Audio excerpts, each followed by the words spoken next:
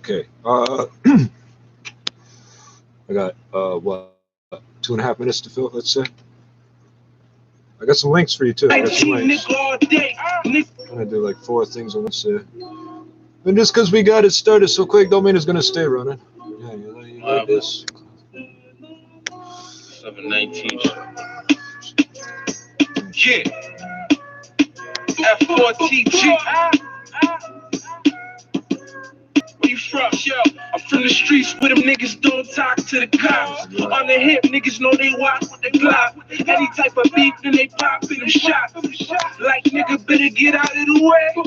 When I shoot, I don't miss, okay? 719, nigga, all day. Niggas want what? Who? I swear through work. I hop out. Clip long. The bullets pop out. You see that nigga? You shaking, looking like a mental patient. Feeling like -4 with some light drizzle. Don't be fooled, they're gonna go straight to commercial. Also 2 degrees. At the double tone, City News Time 6:30. Toronto's #1 for breaking news, traffic, and weather. This is City News 680 everywhere. Good evening. This is Wednesday, December 29th. I'm John Sandham, and here's what's making news right now. Socialite Ghislaine Maxwell is found guilty on 5 of 6 counts of recruiting and grooming underage girls for the purposes of sexual abuse. She faces up to 70 years in prison. The remainder of the Now, if you're Canadian and you commit a sex crime overseas, you commit a sex crime here simultaneously. Does that work both ways? Can we extradite them to the United somewhere in our possession and control? This is the Ontario Liberals. Can we do that? The Ford government 70 for years? inaction they say could lead to more school closures. Ontario approaches another vaccine. It's to do with booster doses. The NHL season is slowly getting back to business as usual with 6 matchups on the menu for tonight, and the league is modifying its COVID protocol. Sports at 45. We take a look at the #1 financial goal Canadians have for 2022.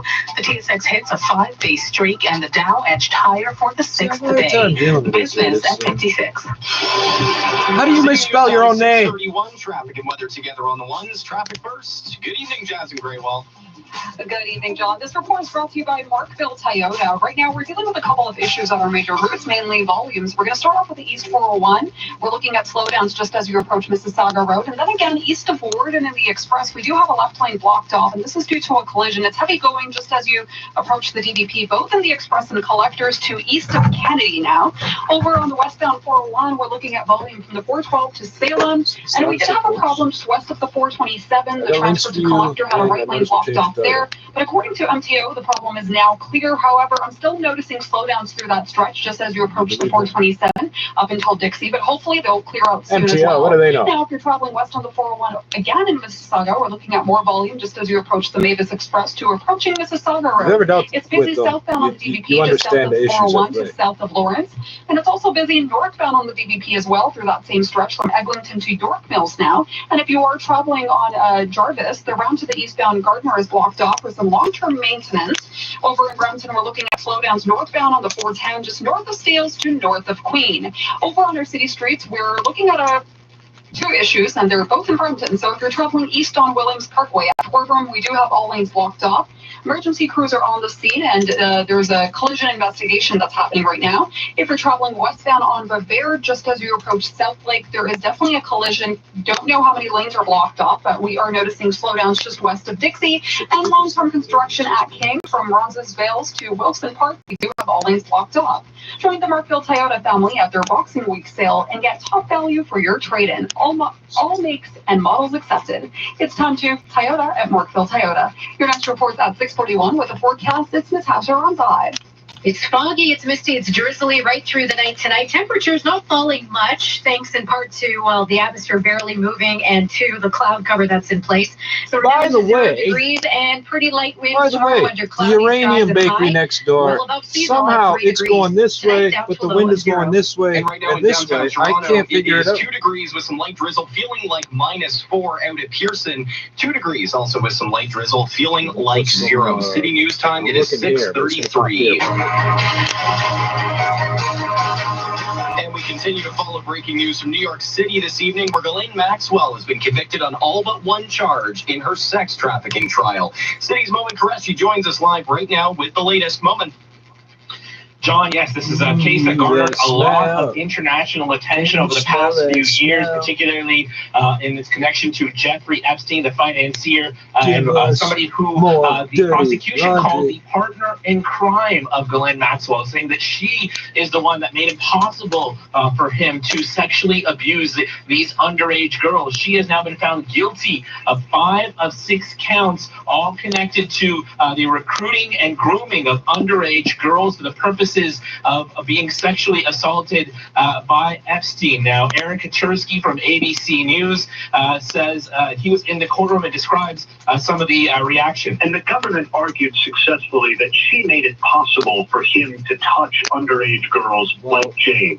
Managing the details right down to the lotions and the oils. Prosecutors said that Maxwell was motivated by money and did whatever it took to maintain the glamorous lifestyle that she was leading by Epstein's side.